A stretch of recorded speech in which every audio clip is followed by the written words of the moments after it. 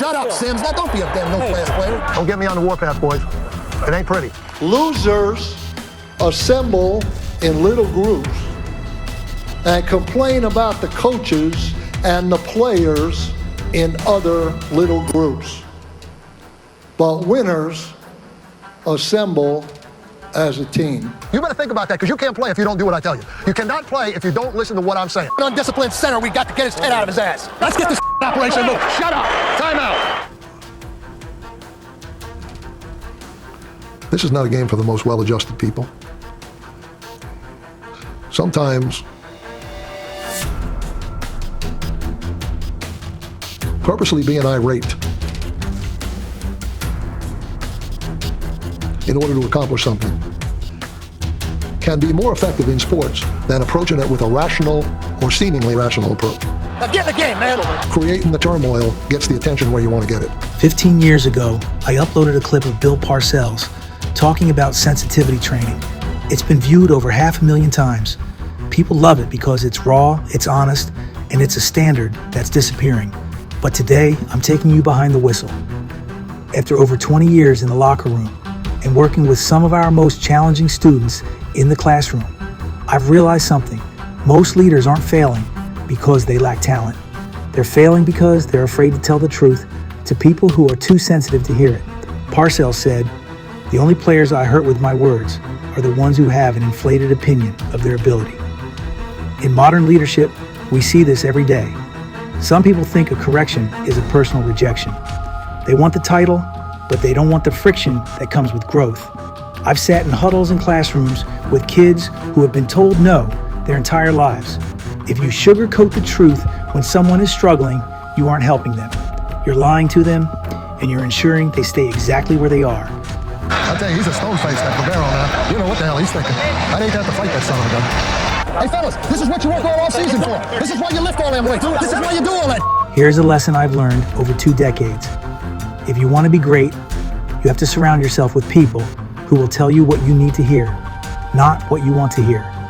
If everyone in your circle is just nodding their head while you're underperforming, you don't have a team, you have a fan club.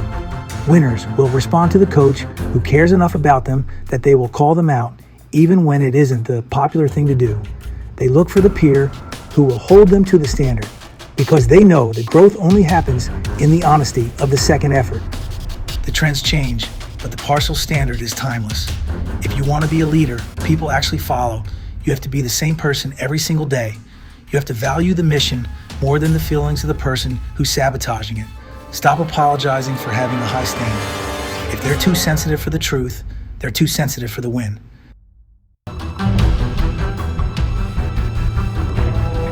You get to the point where these jobs can eat you alive. And yet, I use the word narcotic because it's true, the narcotic of the game. If you like action and you like competition. You like football, Renee? Oh, yeah. This is it right here. Sunday at 1 o'clock in the NFL, that's where that is. Come on, you like football? This is it tonight, boy. You like football? Too nice to these guys. Huh? What are you nice? What are you guys doing in the meetings? Toasting marshmallows? Huh? You're too nice to them.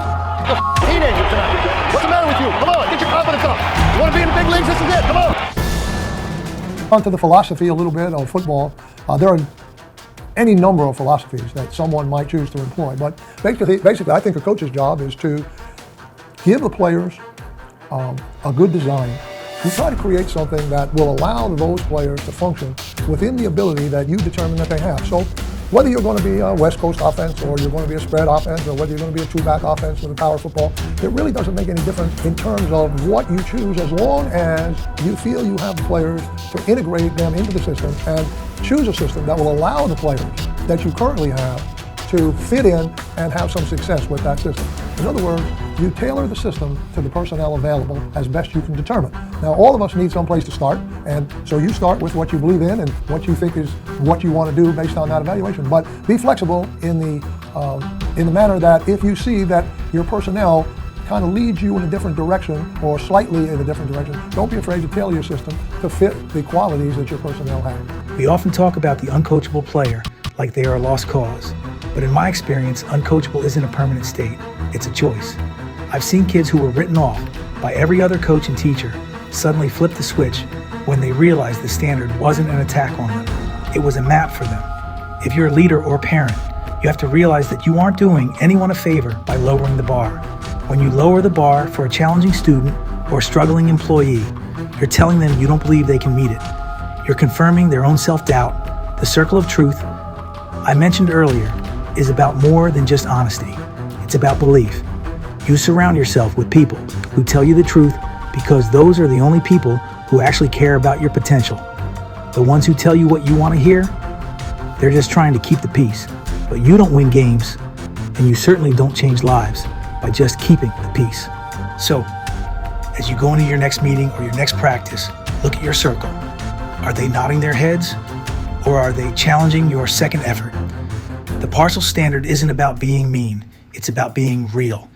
In a world full of sugar-coated feedback, the most valuable thing you can give someone is the unvarnished truth. Because at the end of the day, if they're too sensitive for the truth, they're too sensitive to be honest with themselves. Go out there and raise the standard. I'll see you on the next one.